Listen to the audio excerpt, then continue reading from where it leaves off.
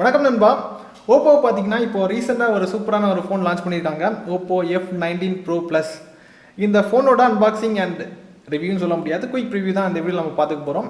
Review பார்க்குறதுக்கு குறைந்தபட்சம் எனக்கு டெஸ்டிங்க்கு அதிக டைம் தேவைப்படும், அதாவது 5 நாள் குறைந்தபட்சம் தேவைப்படும். அதுக்கப்புறம் தான் என்னால் கரெக்டான ரிசல்ட், இதுக்கு நாங்கள் என்ன சர்டிஃபிகேட் கொடுக்குறோம், இதை வாங்கலாமா வேண்டாமாங்கிற முடியும், அப்போ தான் எனக்கு சொல்ல முடியும்.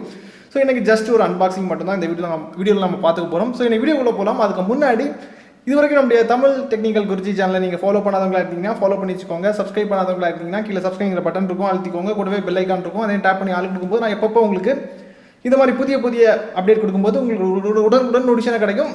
அதாவது நிற்காமல் பேசும்போது ரொம்ப கஷ்டமாக இருக்குது. வாங்க வீடியோக்குள்ளே போகலாம்.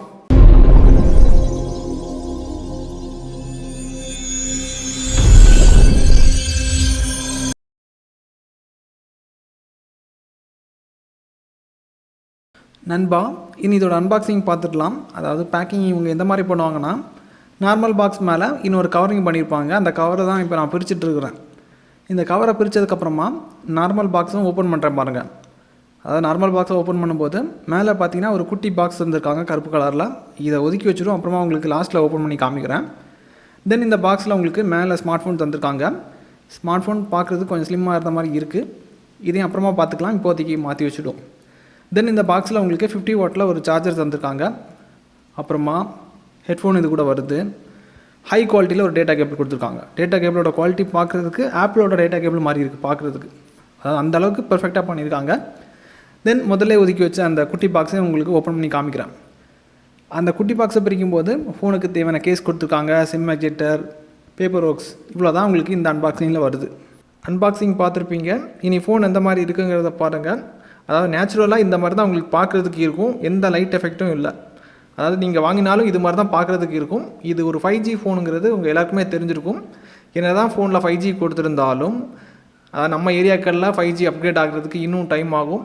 ஸோ இந்த சுச்சுவேஷனில் 5G தான் வேணுங்கிற அவசியம் நமக்கு கிடையாது. ஃபோனை பொறுத்த மட்டும் ஃபோன் உங்களுக்கு ரொம்ப ஸ்லிம்மாக தான் இருக்குது. ரொம்ப ஸ்லிம் சொல்ல முடியாது நண்பா, அதான் ஸ்லிம்மாக இருக்குது அப்படி சொல்லலாம். தென் வெயிட் பெரிய அளவுக்கு இல்லை, லைட் வெயிட்டாக தான் கொடுத்துருக்காங்க. பேக் சைடில் பார்த்தீங்கன்னா 4 கேமரா இருக்குது. பிரைமரி கேமரா உங்களுக்கு 48 மெகாபிக்சலில் தந்திருக்காங்க. அதுக்கப்புறமா போர்ட்ரேட் ஷாட்டுக்காக இன்னொரு 2 மெகாபிக்சல் கேமரா தந்திருக்காங்க. அல்ட்ரா வைட் ஷாட் எடுக்கிறதுக்காக 8 மெகாபிக்சல் கேமரா தந்திருக்காங்க. அப்புறம் மேக்ரோ ஷாட்டுக்காக 2 மெகாபிக்சல் தந்திருக்காங்க. எந்த அளவுக்கு மேக்ரோ பெர்ஃபார்ம் பண்ணுதுங்கிறத ஃபோட்டோ சாம்பிள் நீங்கள் பார்க்கும்போது தெரியும். இது ஜஸ்ட் ப்ரிவியூனால இவ்வளோ போதும். அதுக்கப்புறம் Android 11 வாய்ஸ் லோட் பண்ணியிருக்காங்க. Android 11னா பியூர் Android 11 கிடையாது, கஸ்டமைஸ்ட் வாய்ஸ், அதாவது கலர் வாய்ஸ் 11. இது வந்து 11 பேஸ் பண்ணி தான் இருக்கும். இதுக்கப்புறமா ஃப்ரண்ட் கேமரா உங்களுக்கு 16 மெகாபிக்சலில் தந்திருக்காங்க. ஃபோட்டோ சாம்பிள்ஸ் எந்த மாதிரி வந்திருக்குங்கிறத 5 நாளுக்கு அப்புறமா உங்களுக்கு டீட்டெயிலான வீடியோவில் அப்டேட் பண்ணுறேன். இதுக்கப்புறம் டிஸ்பிளே பார்த்தீங்கன்னா 6.4 இன்ச்சில் பஞ்ச் ஹோல் டிஸ்பிளே தந்திருக்காங்க. ப்ராசஸர்னு எடுத்துட்டிங்கன்னா மீடியாடெக்கோட சிப்பை பயன்படுத்தியிருக்காங்க. மீடியாடெக் 800U ப்ராசஸர் பயன்படுத்தியிருக்காங்க. இதுக்கப்புறமா இதில் உங்களுக்கு 8GB RAM தந்திருக்காங்க. ஸ்டோரேஜ்னு எடுத்துட்டிங்கன்னா 128GB ஸ்டோரேஜ் தந்திருக்காங்க. அப்புறம் வரவேற்கத்தக்க விஷயம்னு பார்த்தீங்கன்னா 50 வாட்டில் ஃப்ளாஷ் சார்ஜர் கொடுத்துருக்காங்க. அதாவது வாக் சார்ஜரோட கொஞ்சம் அட்வான்ஸ்டாக இருக்கும்னு எதிர்பார்க்குறேன். அதாவது என்ன சொல்கிறாங்கன்னா 5 நிமிஷம் நீங்கள் சார்ஜ் பண்ணிட்டீங்கன்னா 3.5 மணி நேரம் வரைக்கும் யூடியூப் வீடியோஸ் பார்த்துக்கலாம் சொல்லியிருக்காங்க. இது எந்த அளவுக்கு உண்மைங்கிறத செக் பண்ணதுக்கப்புறம் உங்களுக்கு ரிசல்ட்டை ஷேர் பண்ணுறேன். அப்புறம் பேட்டரின்னு எடுத்துட்டிங்கன்னா 4310 mAhல பேட்டரி தந்திருக்காங்க. இது ஜஸ்ட் ஒரு குயிக் ப்ரிவியூனால் இந்த இன்ஃபர்மேஷனை வைத்து மட்டும் நம்ம ஃபோனை வாங்கிட முடியாது. ஸோ 5 நாள் தரவாக செக் பண்ணி பார்த்ததுக்கப்புறமா இதற்கு நாங்கள் என்ன சர்டிஃபை கொடுக்குறோங்கிறத பார்த்து வாங்கிக்கோங்க. ஏன்னா இப்போ பார்த்து வாங்கினீங்கன்னா, இதை பார்த்து வாங்கினீங்கன்னா ஃபால்ட் என்னென்ன இருக்குங்கிறத உங்களால் ஐடென்டிஃபை பண்ண முடியாது.